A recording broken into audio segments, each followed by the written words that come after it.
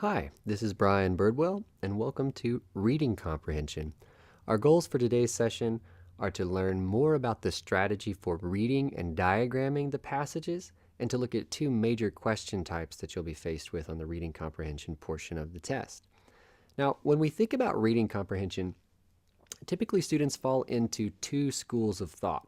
The vast majority of them are bookworms, and the bookworms approach involves a very deliberate, very careful, very energy intense first read, paying lots of attention to detail, taking lots of notes, names, and dates, and really trying to absorb as much of the passage as possible. The pros of this approach are supposedly comprehension, though far too often what we find is that the cons overwhelm the pros, and students end up feeling confused due to the amount of detail that they have attempted to absorb, rather than having a clear view of what the author intends to communicate. Also, this approach is very slow. In reaction to the slowness of the bookworm approach, we sometimes encounter hunters whose strategy is to simply read the question and then hunt for it in the passage.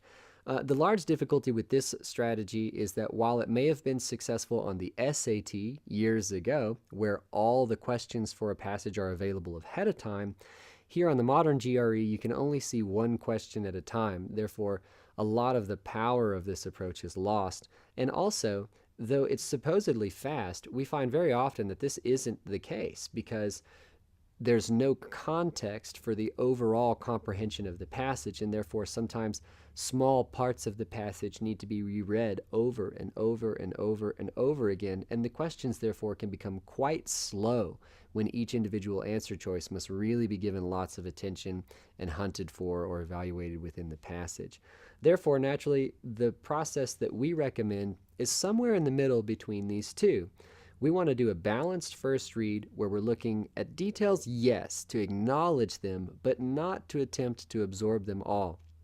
Far more important than absorbing all the details is that we are paying attention to the structure of the passage. What does the first paragraph communicate? Why is it present? What would the passage be missing if we eliminated the first paragraph or the second paragraph, and so on? The pros of this approach are that you get a structural sense for how the author is putting the passage together. You get a big picture view, which it turns out is very important for answering the questions that you'll be faced with later. This is also well paced. It's not too fast, it's not too slow, and it's geared to help you avoid getting bogged down and lost in the details. There are no known cons to this approach. Now, let's take a deeper look at diagramming. Generally on GRE passages, and we're specifically talking about longer passages at this moment, we will talk about shorter passages later in the session.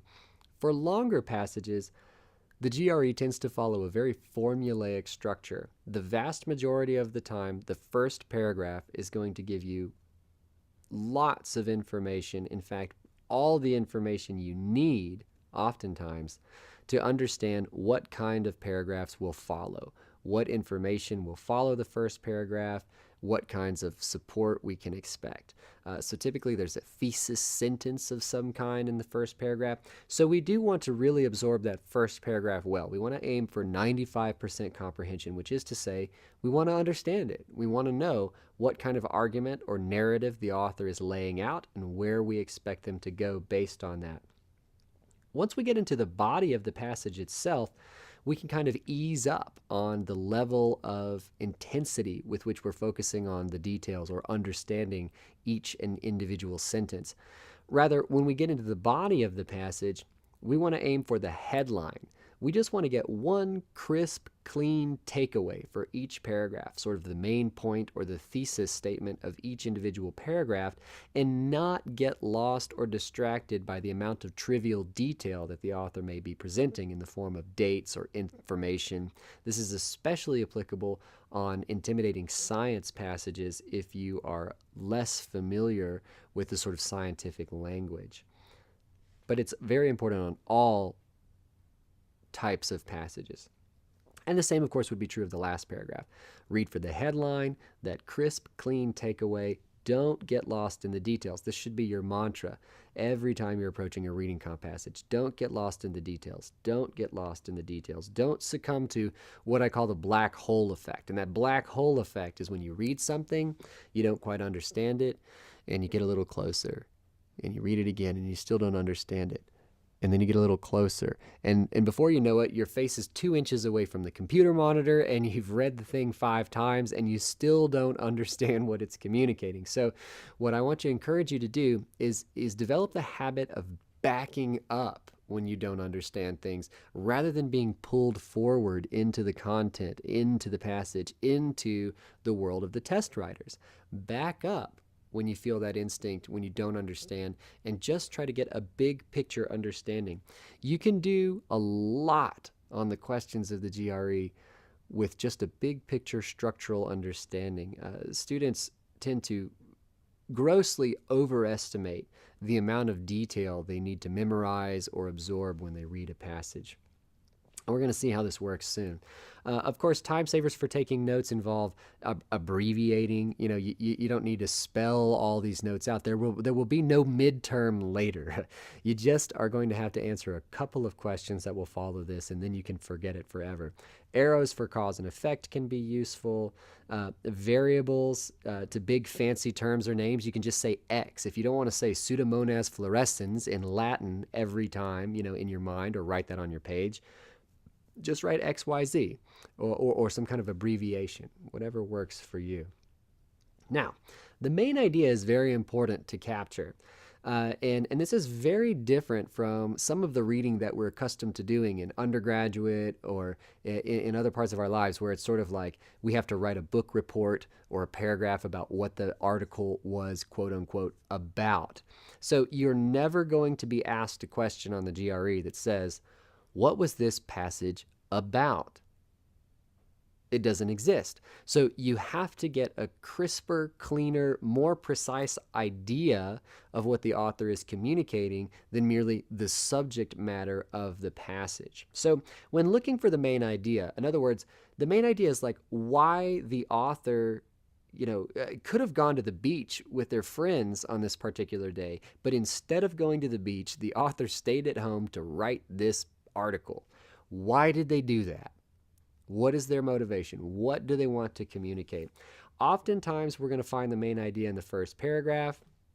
Sometimes we'll find that paragraph 1 kind of sets up a context or a situation, perhaps a problem of some kind, and then kind of the twist, the solution to the problem, or the new angle, the new development to the idea is introduced at the beginning of paragraph 2. Very rarely on the GRE, mostly in long passages, very long passages, we find that the main idea comes in the third or final paragraph. But this is very rare. The vast majority of them are what we might call top-heavy, with the main idea appearing at the beginning or very near the beginning of the passage. Now, the main ideas come in a few different flavors on the GRE, and it's important to know these formulas and anticipate them. Oftentimes, a problem will be presented, and the author will present the resolution of the problem, or the answer to a question, the answer to a problem. There'll be like some new idea versus an old idea. Oftentimes, passages present a historical viewpoint and then counter that with a new, modern, in light of modern research or modern techniques, a new idea or a new realization. Sometimes it's just an explanation for a phenomenon. So volcanoes erupt, and here is why. And sometimes it's a judgment call where the author is actually going to express an opinion and, that something is better, like an evaluation. This candidate is better. This is a better option. This is the way we should do it. This is the way you should do it, this kind of thing.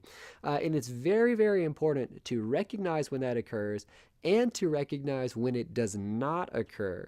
Very often on incorrect answer choices on the GRE, we'll find in a passage that the author merely presents information, we'll have incorrect answer choices that attribute a judgment to the author that doesn't exist. So very important to recognize when that judgment does or does not appear in certain passages. Determining the main idea is one of the important ideas of the first read. The other one is just to sort of understand a scope of the kind of information presented and sort of where that information is. So rather than memorizing all the details behind a certain experiment or piece of evidence the author is submitting, it's much more important to recognize the main idea and then just remember that this evidence was presented and kind of know where you need to look should a detail question refer you back to that specific evidence. So once you really have a handle on the main idea, you can step on the gas and really fly through the rest of that passage to get to the questions, because the main idea is probably the biggest payoff from the first read. So what I'd like you guys to do now is read and diagram the passage in your handouts. It's a long passage, and it begins with the sentence, cargo cults gained, etc., etc., etc. So it's the cargo cults passage. I'm going to put 3.5 minutes on the clock. If you want to challenge yourself to go faster, you're welcome to.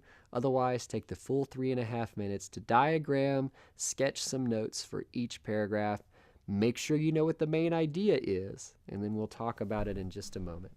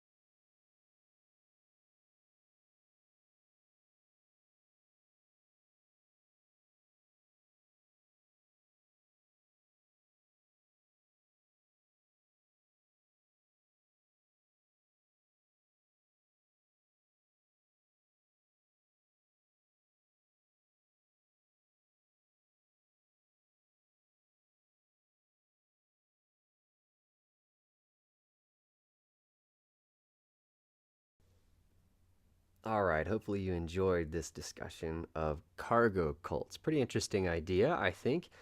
Many of you are probably bored by GRE passages. I think many of my students, it's the number one complaint on reading comprehension is this is so boring. Um, so anything you can do to keep yourself engaged is really important because part of the difficulty is actually maintaining your attention span through what may seem like boring ideas. Now, this is, I think, on the interesting spectrum, on the interesting side of the spectrum for GRE passages. There are definitely more, I should say, duller passages out there.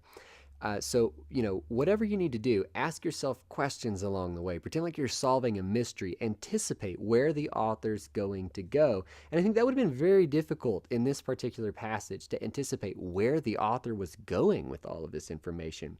And therefore, that anticipation and then the surprise of what actually happens can do a lot to keep one engaged, as well as taking a brief moment to just breathe and absorb each paragraph in time. So rather than trying to read through it from top to bottom, you might remember back in elementary school or junior high when your classes were people would read things out loud very often. There were always a few students who seemed to read in a monotone rush, ignoring all punctuation, ignoring commas, and just plowing through as if each word had equal weight and equal meaning. And you want to do the opposite of that.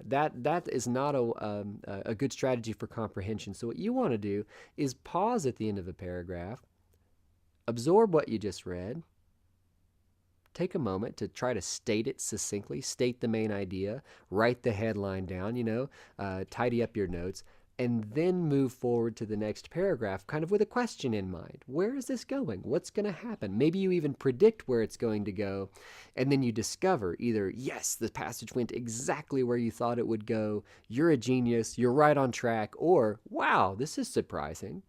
This isn't the direction I expected the author to go at all. Either way, you'll be engaged with the process itself. Now, here's just a sample of the kind of skeletal sketch that we're talking about when we describe taking notes. And even for myself, this is many words. My own notes would be even shorter than this, but on the slides that we display in class, we tend to err a little bit on the side of wordiness. So notice just a couple of things here that you want to take and use for yourself for sure. A lot of this is optional, but here's a couple of recommendations. Numbers for each paragraph, so that they're very clearly delineated. Abbreviations for common terms that you're going to see over and over and over again. So rather than writing cargo cult every time, just write CC. And I might not write try to here. I might say just CC, make cargo, copy US, something like this. The second line is something that I may not include in my own notes, but it could play an important role here, that they thought the cargo was theirs, they thought it came from the ancestors. Paragraph 2, this is a really important idea, and this is why it's capitalized here, that the first sentence of the second paragraph says that now the term cargo cult means something different. This means something new. And then the third paragraph is about scientists. So very difficult, I think, to anticipate where this passage was going in the first place. This is the kind of information that's important to track, okay? That these cargo cults, what they are, you might not need to write that down. You might remember what they are. Paragraph 2, hey, this means something else. Paragraph 3, all about these scientists. There were these details about, the floors and the rats. This is the kind of thing that I definitely would not take the time to write down on my own scratch paper, because I trust myself to remember 2 minutes from now that there's something about rats in a maze in that paragraph. I don't need to memorize the details right now, because when one of the questions asks me something about that experiment with the rats or the third paragraph, then I go back with greater detail, with sort of a magnifying glass, if you will, and look at the details from that part of the passage. Now, which one of these is the point of the passage? Why didn't this author go to the beach on this day with his friends? How come this author stayed home to write this passage? Was it really about islanders? There's an interesting question. Is this passage about islanders? Is the author's point to communicate to us about these cargo cults on these Pacific islands? I think not. The twist here comes in this very important second paragraph, showing us that there's another meaning at play. And therefore, the point probably lies somewhere in the twist, perhaps after the twist. And here's a note here about, don't spend too much time trying to understand the details of the experiment. Acknowledge that, oh, yes, here was an experiment. More important is to acknowledge what role that experiment plays. What idea does this mentioning or describing this experiment support? Why does the author mention that specific example? So with this in mind, let me give you a pep talk, because we're going to look at a main idea question next. And I want to tell you a little bit about how main idea questions work. The first thing is, your correct answer should cover all of the passage. One of the biggest flaws that we run into in one of the easiest ways to identify incorrect answers for main idea questions is that they are too narrow, that they only involve one particular fact or paragraph in the passage. So we want to cover as much of the passage as possible. And if there is some kind of twist, notably, you can use some of your skills from text completion problems here, actually, because when you notice pivots like on the contrary, however, or but, or others say, or now we do something differently, or if there's some kind of change in the topic of some kind, the main idea must acknowledge this twist. Make sure it's not too broad as well. One of the most common errors is that incorrect answer choices are too narrow. They can also be too broad. So while a passage may be describing, a certain island in the Atlantic Ocean and their culture, it would be too broad to suggest that the main idea is about all island cultures, for example. That's one possible error you could run into. Often, the main idea, the correct answer to main idea questions is the most boring from among the five. So it's very important to remember that they don't have to use exciting, awesome language.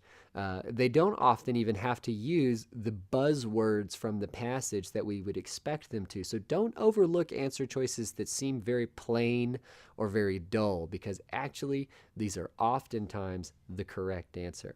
So with that pep talk in mind, let me give you 1 minute to work this main idea question.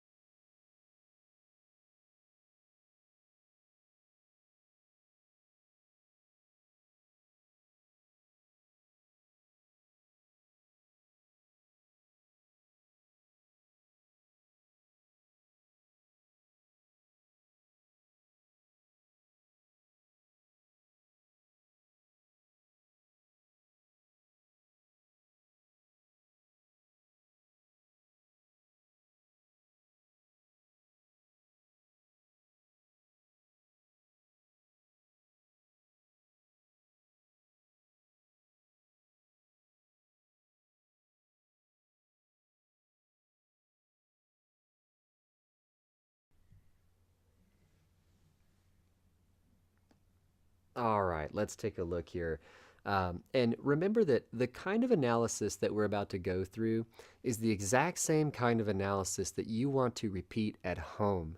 So when you're reviewing your answers, remember that it's not just about right or wrong, that there's a lot more depth to reviewing your questions that you can use to really maximize your study time. So rather than just checking the answer, oh, I got it wrong, what's the right answer? Oh, yeah, now I see why that's right, and then moving on, you can always ask more questions, trying to articulate in a word, if you can, exactly why each individual choice is wrong, and then trying to go back to the text and justify the correct answer with evidence from the passage. It's more work to review that way, but you get a lot more bang for your buck.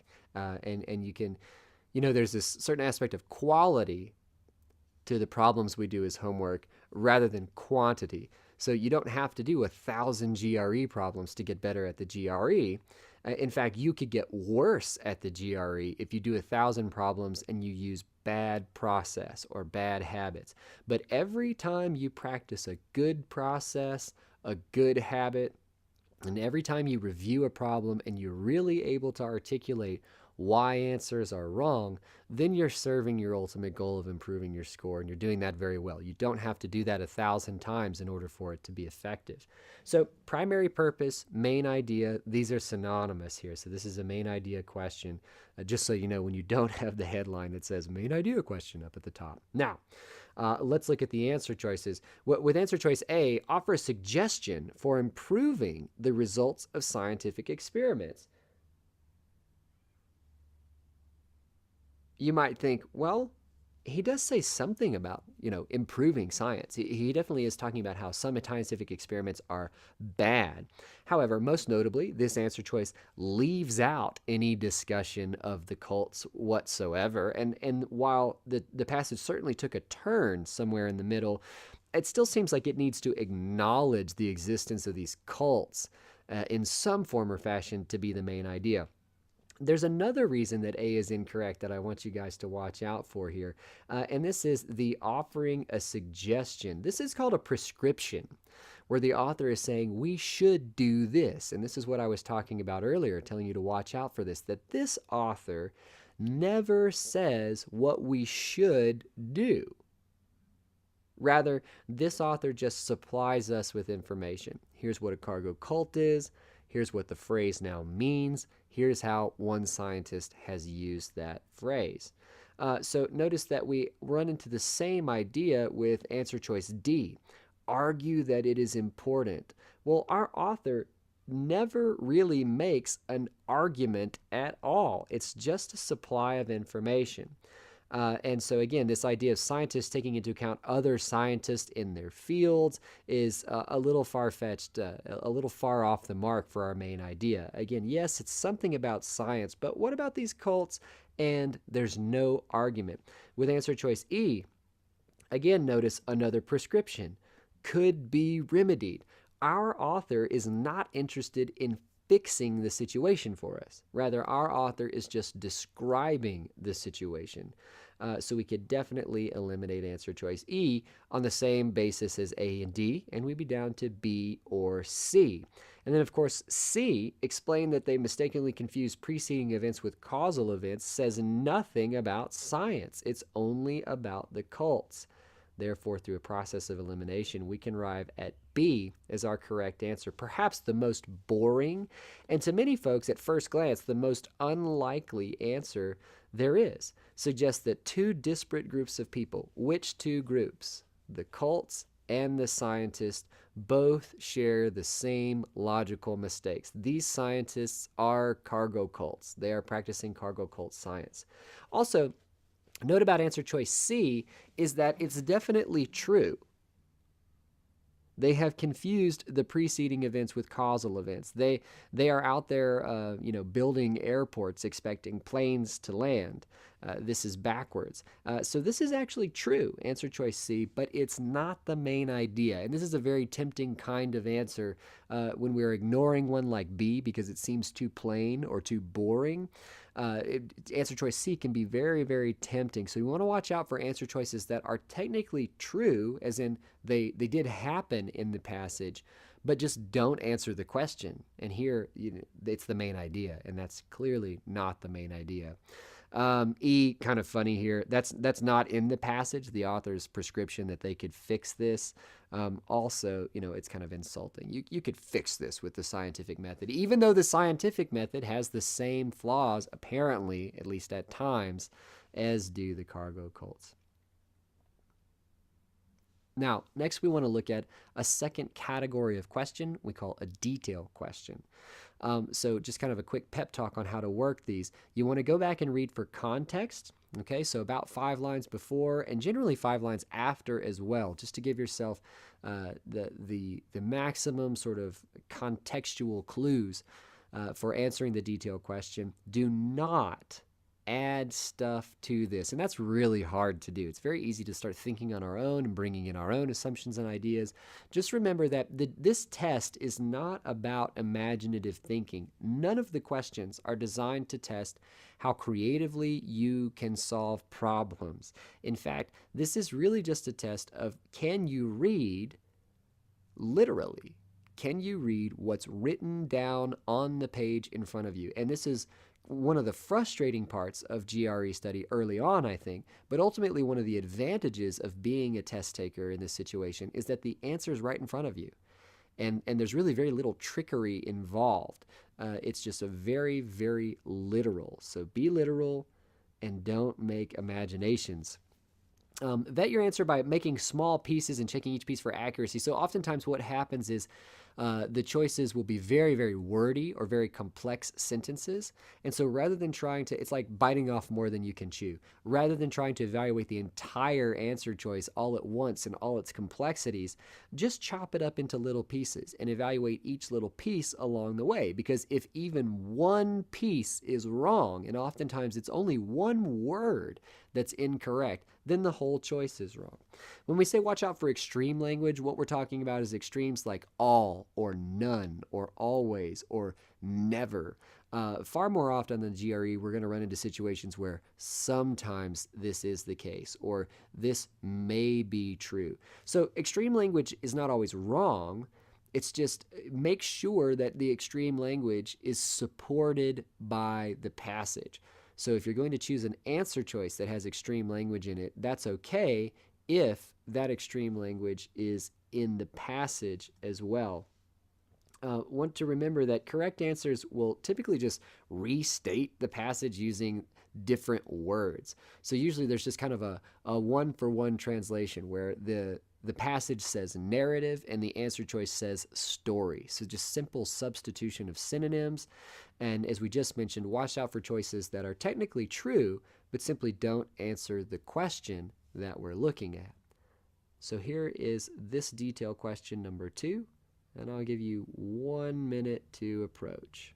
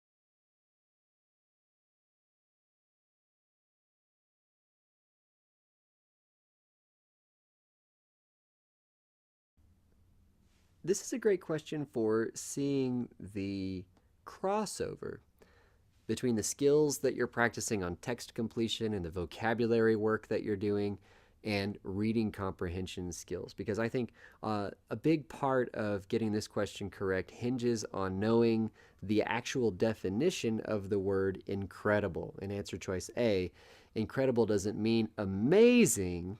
Incredible means literally not credible, not believable. So if we go back to line 21 and we read a little bit before and we read a little bit after, we see line 15. How about there? Some concluded it had been created by the deities and ancestors of the native people, and it, of course, here refers to the cargo, and that the foreigners had attracted the cargo to themselves through trickery or through an error made by the deities. Cargo cults arose for the purpose of attracting material wealth back to its rightful owners. So the foreigners have it by mistake. They want to give it back to the rightful owners, in this case themselves. So A actually turns out to be our correct answer here. Let's look at some incorrect answers. With B, we have that extreme language, all. They believed all possessions were created by the deities. Maybe they did.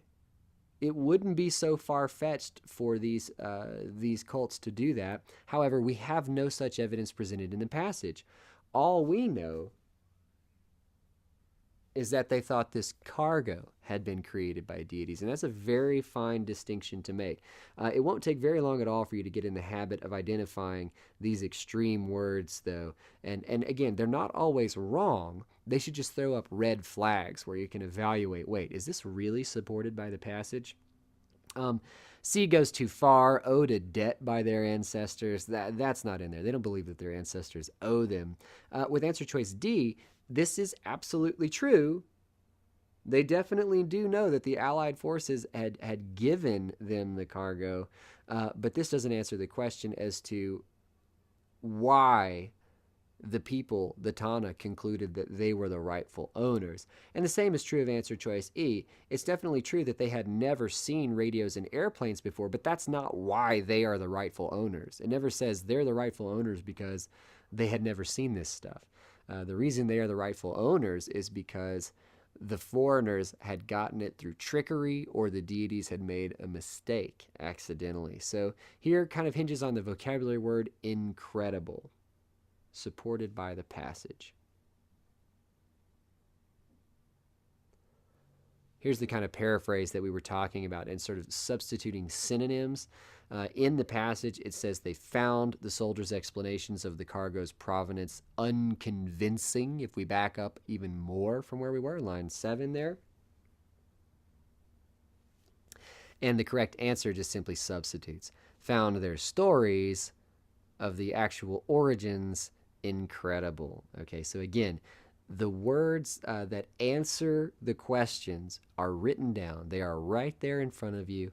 Your job is to train yourself to recognize them and to recognize incorrect answer choices and work from process of elimination. Very important strategy on the reading comprehension is not to always be looking for the right answer, but to start by whittling down the list, eliminating things that you know are wrong, and then trying to understand the subtle differences between the 2 or 3 choices that you have remaining.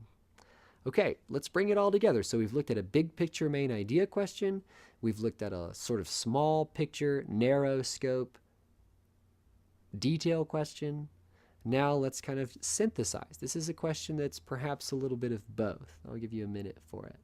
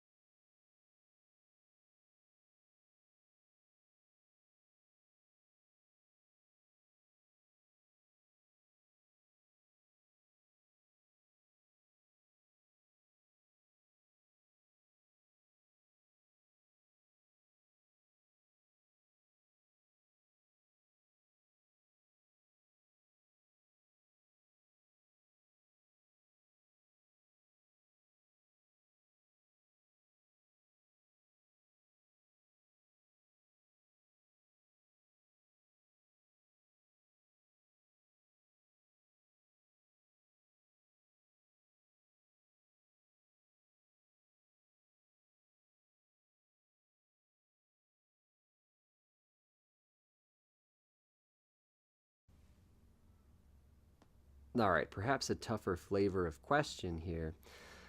Remember to get really clear about your task, the similarity between the cult members and the bad scientists, according to Richard Feynman. What do they have in common? So you might even pause for a moment and kind of anticipate what the answer to this question will be before you look at the choices.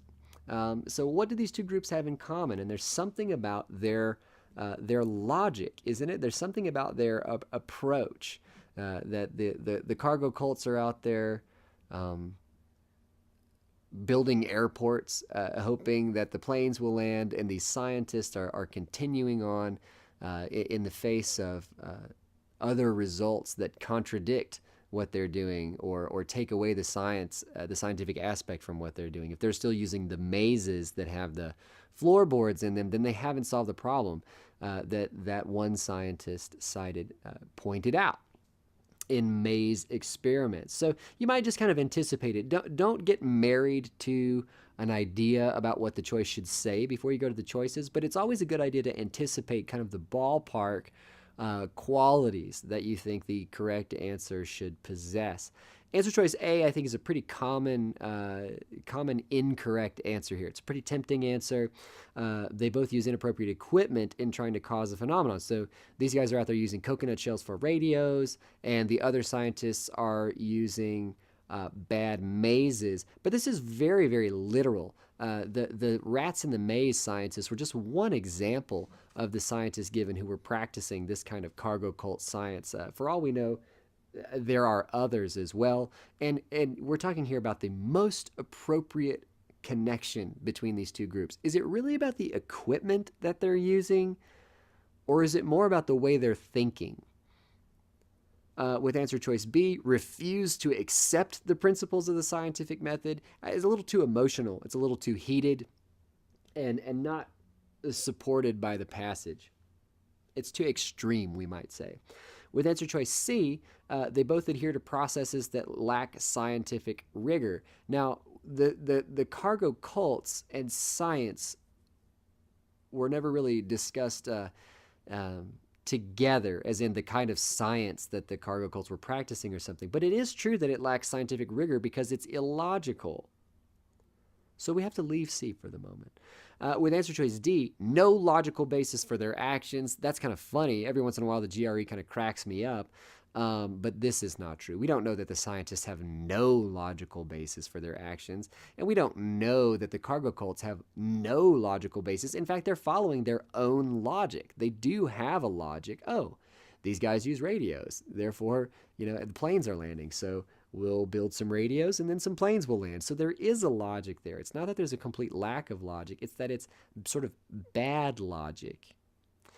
So that would rule out D. And then looking at answer choice E, both would benefit from enhanced scientific education is going way too far beyond the passage.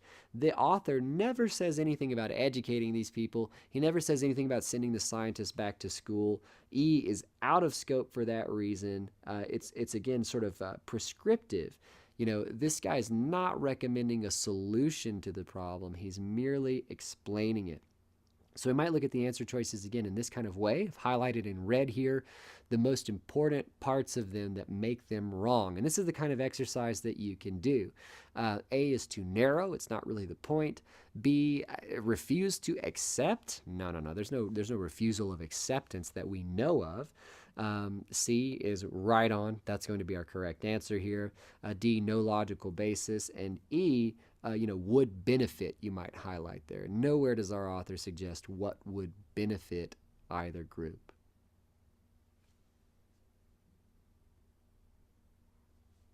Now, let's turn our attention to shorter passages for a moment. Shorter passages are very similar to long passages, except obviously the author has less space to communicate the ideas, so they need to be more condensed. So this main idea in short passages you have to be careful for, because the main idea can be somewhat implicit here, but you're still looking for the same basic things. An answer to a problem, a resolution to a situation, a twist or a change, a new idea of some kind, an explanation or a reason for a phenomenon, or an evaluation or a judgment of a certain situation or a certain action or a certain phenomenon.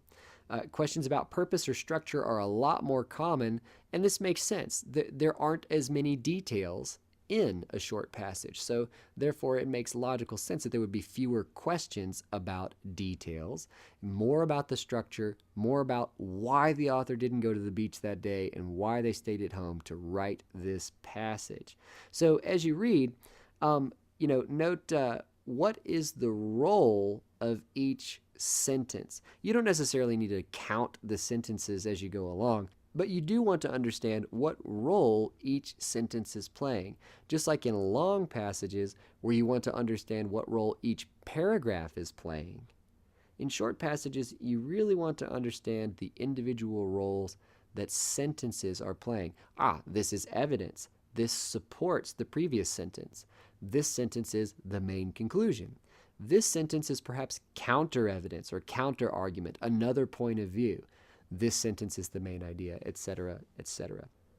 So let's look at a question for a short passage that asks us about the function of a specific sentence.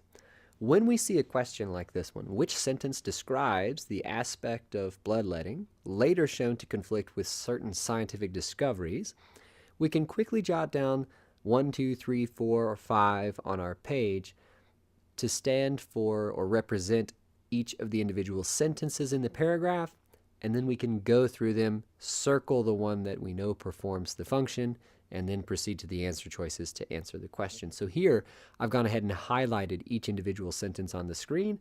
Let's go through it together. Which sentence describes an aspect of bloodletting later shown to conflict with scientific discoveries? So sentence 1, at various times, bloodletting, and they define bloodletting, the removal of blood from the body, has been considered part of the medical treatment for nearly every ailment known to man. Doesn't seem like an aspect here that's going to conflict with discoveries, but it could be. Sentence 2, bloodletters, according to various theories, were to bleed parts of the body near a site of an illness or specific parts of the body said to be related to the illness. Still waiting for the conflict. However, here's a good instance or a good clue that we may be arriving at some kind of conflict here. This pivot word, however, which you guys are super familiar with from your text completions exercises. However, William Harvey's discovery, here we go, a later discovery, in 1628 of the blood circulation brought to the surface what would appear to be an obvious dilemma. How could one bleed to produce local effect if the blood circulated? In the early 19th century, we have the next sentence, the physiologist Francois Magendie, who argued against bloodletting, showed that the physiological effects of opening different veins was exactly the same, and therefore the choice of which vein to bleed did not affect the procedure. So which one of these describes an aspect of bloodletting that was shown to conflict with later discoveries? I think it's clear. Sentence 2 describes what bloodletting does. According to various theories, they were to bleed parts of the body near the site of an illness or specific parts of the body said to be related to the illness. This is what is later contradicted by the discoveries. One scientist discovers that the blood circulates. The next one discovers that it doesn't matter which vein you bleed. These scientific discoveries conflict with the aspect of bloodletting that says, you know, if your arm hurts, bleed the arm, or if you're having heart trouble, bleed a certain vein, lung trouble, bleed a certain vein, etc., etc. So this is sort of how those kind of questions can work.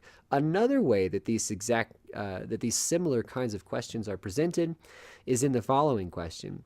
The highlighted sentence, and this will actually be highlighted on the computer screen when you take the test, has which of the following functions in the passage, and here, very similar to sentence equivalence, one answer will be correct, and perhaps 2 or even 3 choices will all be correct. So there's no process of elimination involved here. We merely have to select every answer choice that applies, and I'll give you guys a minute to check this one out.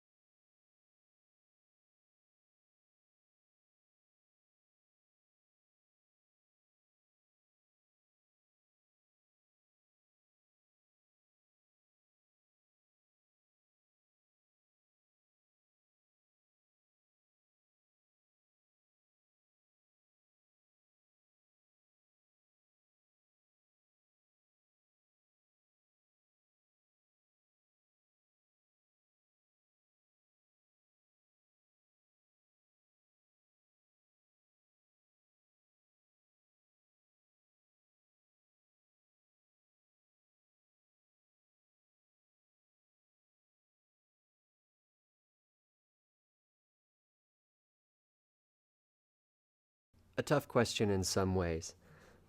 Let's take a look at the first choice. It provides support for an argument presented in the preceding sentence.